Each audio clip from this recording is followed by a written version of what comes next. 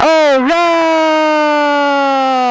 In today's transformation time video, hold on. If we're going closely now, we'll see Dave Harpa. He's doing transformation training now, and I'll tell you, this is all mental. This is mental because if you want to transform, you have to think about transforming as much as you have to actually transform.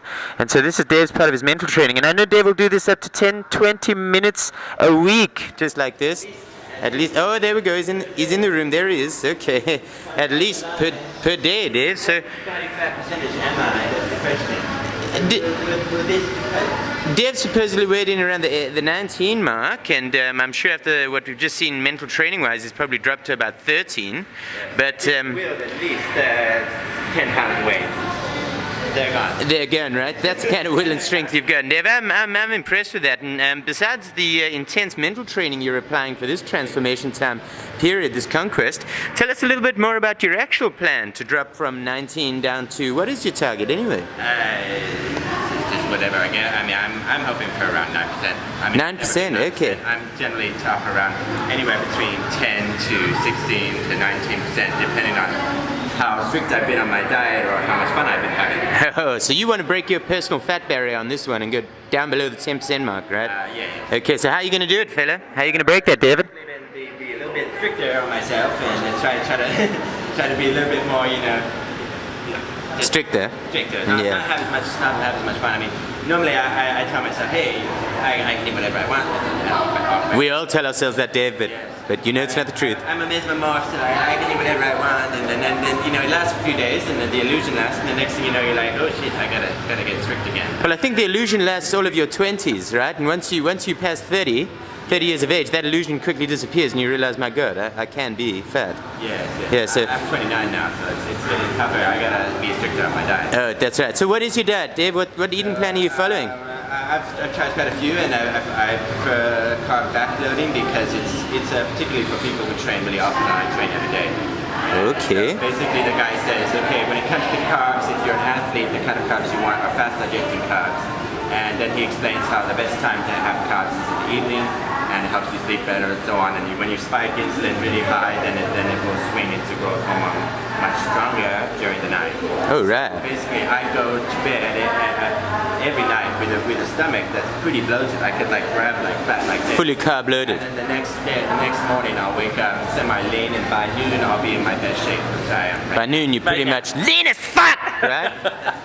Okay, nice. So I basically just keep my meals to a little bit of fat. I go have my coffee with cream with John, maybe a spoon of peanut butter. Then after my peanut butter, I throw in my first meal, including protein and some. You say peanut butter? This is peanut butter. We love it that way. And then somewhere around 2 or 3 o'clock, I'll be throwing into my second workout or something, and I'll start getting headaches and stuff. So I need. Sounds awesome, Dave. So I'll start taking some sugar drink, a little bit of milk tea or something, a little bit of sugar, just to keep my energy high. Jab yourself with some insulin as well. I mean, try that, but that's mainly the thing. I need an anabolic boost, so I take something with a bit of sugar to bring up insulin, a little bit of spike, and then have a second meal with tuna and peanut butter again, and maybe a third workout, tuna and peanut butter again. Then in the evening, I'm feeling really in the dump, really zapped down in the dumps, so, depressed over yourself. I get it, yeah. My last meal of tuna and peanut butter, or I'll go and have my salmon over there. You've probably seen that. And then, yeah, I have seen the salmon over there, yeah. Yeah, and then finally, sometime before I go to bed, I definitely want to have at least this much fried rice. Oh, a nice big portion of fried rice. That's my favorite carb. Wow, so fried rice. Yeah, everyone loves a bit of fried rice, especially us and the goddamn Chinese, I'll tell you that. Besides that and the fried rice, so this carb loading is pretty contrary to what everyone else is doing, where they're having their carb loads in the morning and you're doing it at night. It's very controversial stuff, David, but I know you like controversial stuff. Yeah, I definitely feel it works. I feel the worst thing to do is to have carbs and have a large amount of them in the morning, because that will just throw your body off its natural fat burning cycle, which is through the night, and you want to keep it going as much as you can through the morning. Really interesting stuff, Dave. You have your fat in the morning, you have your protein in the midday, and then you have carbs at night. Oh, so that's a breakdown, fat, protein, carbs like that. Awesome, Dave. I would recommend buying the book, Carb Backloading. It's 65 US dollars. Okay. Okay, we don't give a shit how much it is, but that's great stuff, Dave. That's let me wrap that up for everyone on this transformation time video. You're following carb loading. You're at 19. You want to get down backloading, carb loading, backloading, same whatever. Put it in the back, put it in the front, whatever you want. Whenever I eat tonight, I'm going to burn it through the next day. That's the idea. That's why we backload, right, back in the night. Training almost every day because he loves it. That's how Deffid Harpa. Yeah. And I believe you can do it, Dave. We'll catch up with you in 12 weeks and see if carb backloading and training has done what it should for you.